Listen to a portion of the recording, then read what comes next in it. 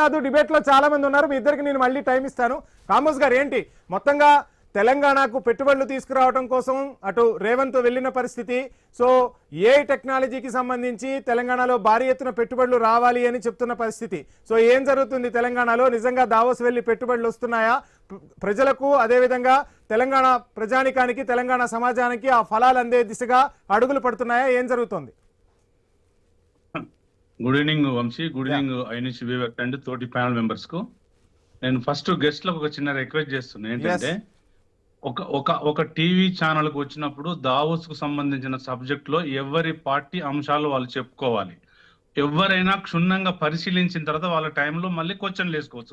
కానీ మధ్యలో డిస్టర్బ్ అయితే ఆరోగ్యవంతమైన డిబేట్ జరగదు. కాబట్టి ఎవరి అంశం వాళ్ళు చెప్పని ప్రజాస్వామ్య పద్ధతిలో చెప్తున్నారు. అంత స్పీడ్ గా అంత స్పీడ్ గా రియాక్ట్ కావాల్సిన అవసరం ఏం లేదు.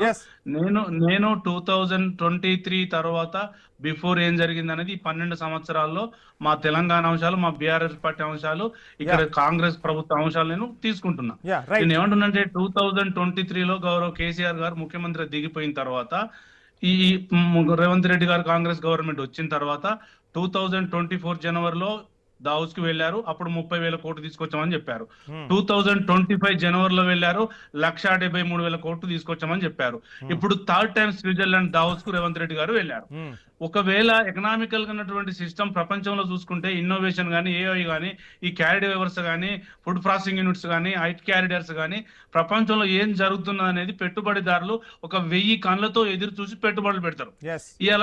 ఇలా క్షుణ్ణంగా ప్రతి పారిశ్రామికవేత్తలు ఆలోచన చేసుకునేది ఏంటంటే హైదరాబాద్ కు పెట్టుబడులు పెట్టొచ్చా, ఇక్కడ గవర్నమెంట్ ఏం పరిశీలిస్తున్నది, వాళ్ళు పర్ క్యాపిటల్ ఏముంది, పర్ ఇన్కమ్ ఏమున్నది, వాళ్ళ దగ్గర పెట్టుబడులు పెడితే మనకి ఏమన్నా ల్యాండ్ స్థలాలు కేటాయిస్తున్నారా, టీజీఐ ఎలా ఉంది, అసలు సిస్టమ్ ఎలా ఉందని చూస్తారు.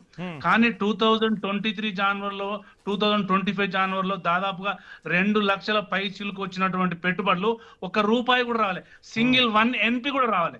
నిన్నటికి నిన్న మేము 2026 ఫిబ్రవరిలో రైట్ ఇన్ఫర్మేషన్ యాక్ట్ కింద టీజీఐసికి అప్లై చేసుకుంటే 9,000 కోట్లు ప్రపోజల్స్ ఉన్నాయని చెప్పారు.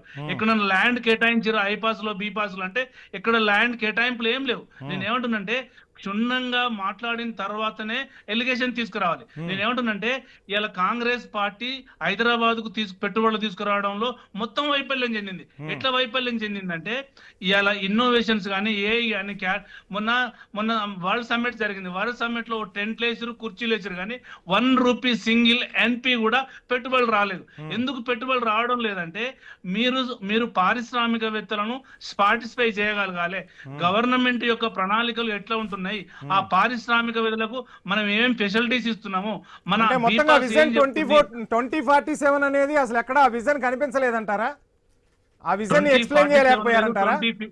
సార్ నేనేం చెప్తున్నా, 2047 లేదు, 2047 లేదు, 57 అంత గ్రాఫిక్స్ వ్యవహారం. నేను ఏమంటున్నంటే ఒక సిస్టమ్ ఎన్రోల్ కావాలి. ఇక్కడ మనం ప్రపంచంలో ఉన్న పారిశ్రామికవేత్తలను సంప్రదించినప్పుడు వాళ్ళు అడిగే క్వశ్చన్లకు మనం ఇచ్చే ఫెసిలిటీస్ వాళ్ళు సాటిస్ఫై అయితేనే వస్తారు. గ్రాఫిక్స్ లలో రేసింగ్, విజిటింగ్, తొక్క తోలంటే వాళ్ళు రారు. నేను ఏమంటున్నంటే అట్లా రావాలంటే 2024 జనవరి 2025 జనవరిలో తీసుకొచ్చిన 2 లక్షల కోట్లు హైదరాబాద్ లో ఏ బొక్కలో పోసారు, అది రేవంత్ రెడ్డి గారు సమాధానం చెప్పాల్సిన అవసరం ఉంది. ఎందుకు రావడం లేదంటే మీ ఇన్నోవేషన్స్ గానీ, మీ క్లారిటీనెస్ గానీ, మీ టీజీఐసి పాలసీ మ్యాటర్స్ గానీ మీరు ముందుకు తీసుకెళ్లేకపోతున్నారు. మీ టీజీఐసి ఎన్నిసార్లు బోర్డు కూర్చుంది, మీ ప్రిన్సిపల్ సెక్రటరీ ఎన్నిసార్లు సమీక్ష పెట్టారు, మీ టీజీఐ పాస్ లో ఉన్నటువంటి లొసుకులేంది, మీ గవర్నమెంట్ వైఫల్యాలు కొట్టొచ్చిన గడుపుతున్నాయి. ఇలా దావుస్ లో